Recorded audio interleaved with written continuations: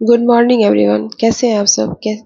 I hope आप लोग अच्छे होंगे और आपकी तैयारी बहुत अच्छे से चल रही होगी। तो जैसा कि आपको पता है कि मेरी जो दिन की शुरुआत होती है कान्हा जी के साथ होती है, पूजा पाठ के साथ होती है। तो आज मैं दिवाली की शॉपिंग मतलब शॉपिंग क्या मतलब ज़रूरत का सामान के लिए मार्केट गई थी और वहाँ से आने के बाद बहुत थक गई हूँ। फिर मेरा स्टडी दिन में नहीं हो पाया था, तो इसलिए मैं इसको अभी कंटिन्यू कर रही हूँ मतलब रात में।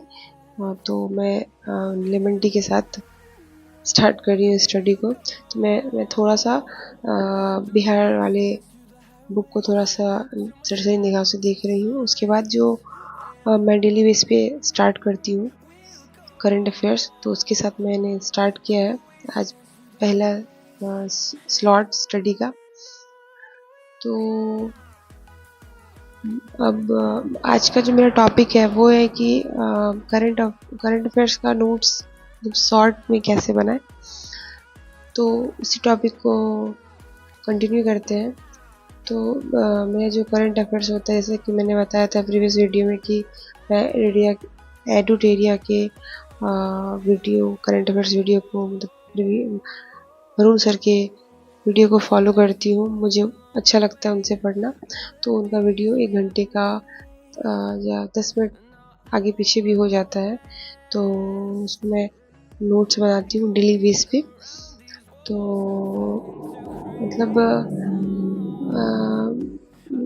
मैं मैं ऐसा करती हूँ कि शॉर्ट में ही नोट्स को बनाऊँ, बट ऐसा नहीं कि फिर इतना शॉर्ट बनाऊँ कि मुझे बाद में जब रिवीजन करना हो तो मुझे खुद ही समझ नहीं आए कि मैंने क्या लिखा है क्या नहीं लिखा है। मतलब टू द पॉइंट को उसमें मेंशन करती हूँ। अब ऐसा नहीं कि फुल जो न्यूज़ है जैसे सर लोग बताते हैं, क्योंकि वो लोगों को तो वो टीचर वो जब तक एक्सप्लेन नहीं करेंगे तो बच्चे को समझ में आएगा नहीं। और हम लोग डेली पढ़ते हैं तो इतना तो आइडिया होता है कि हमको क्या इम्पोर्टेंट है। जो रेगुलर रिवीजन होते रहता है तो उस चीज़ को अवॉइड करना है लिखने से। और जो नया नया चीज़ है उसको जो मेमोराइज्ड करना है तो उसको मैं नोट्स में बनाती हूँ।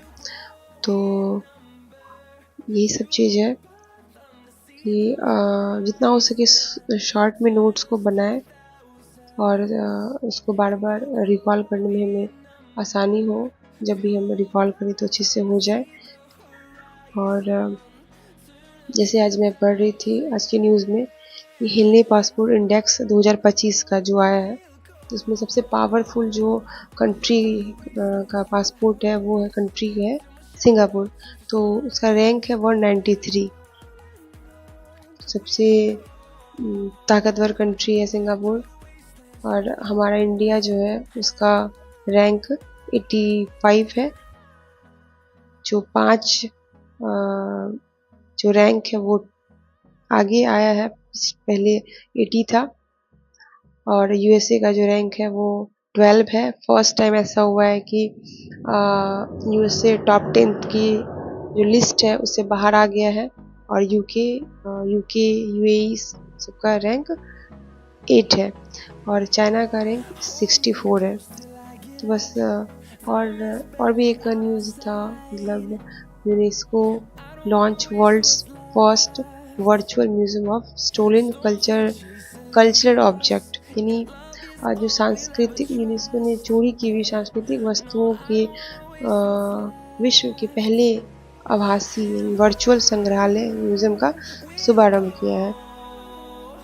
तो इसी के बारे में ये जो एक डिजिटल म्यूज़ियम है इसमें ये दिखाया जाएगा हमें कि किसी भी देश से, जैसे इंडिया से ऑस्ट्रेलिया से, जो भी देश है उनसे जो चुराया गया ऑब्जेक्ट, जैसे हम न्यूज़ में पढ़ते पेपर में पढ़ते हैं कि यहाँ की मूर्तियाँ चोरी होगी वहाँ की मूर्तियाँ चोरी हो गई।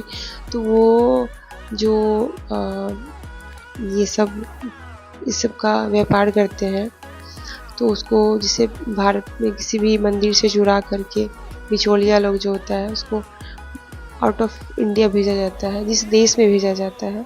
तो बस वही सब चीज़ को दिखाया जाएगा और हम देख पाएंगे कि हमारे देश से कौन कौन सा सामान वहाँ पे लेके जाया गया है।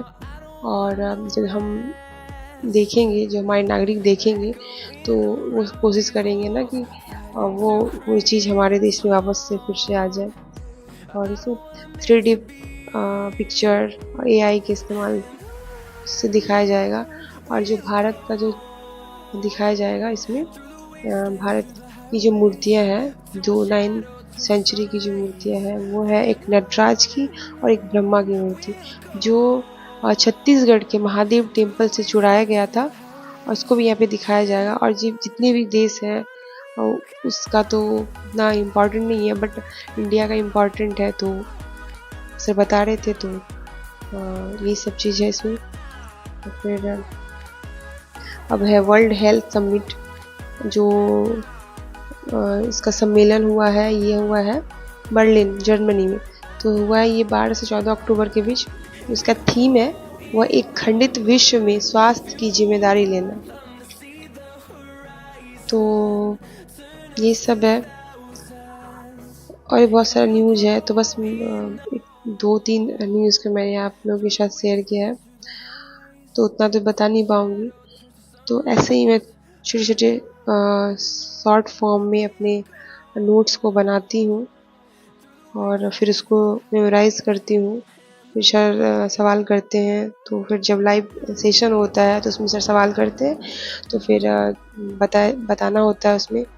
फिर प्रीवियस जो भी डे का करंट अफेयर्स है, उसको 2-4 सवाल के साथ सर फिनिश करवाते हैं, जिससे हमारा भी रिवीजन अच्छे से हो जाता है।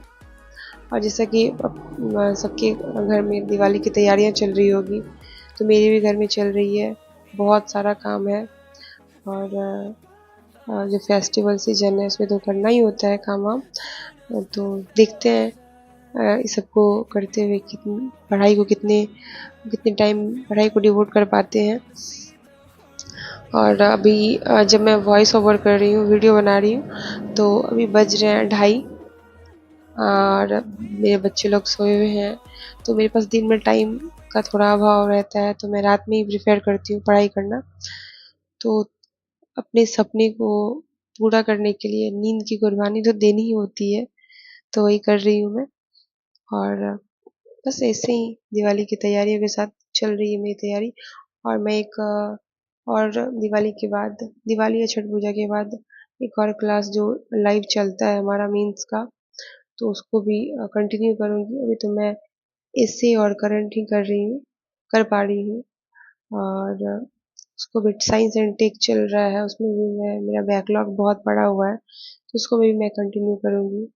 बट थोड़ा फेस्टिवल सीजन के बाद थोड़ा फ्री हो जाऊँ, तो अच्छे से उसको कंटिन्यू करूँगी। जो भी बैकलॉग है मेरा, उसको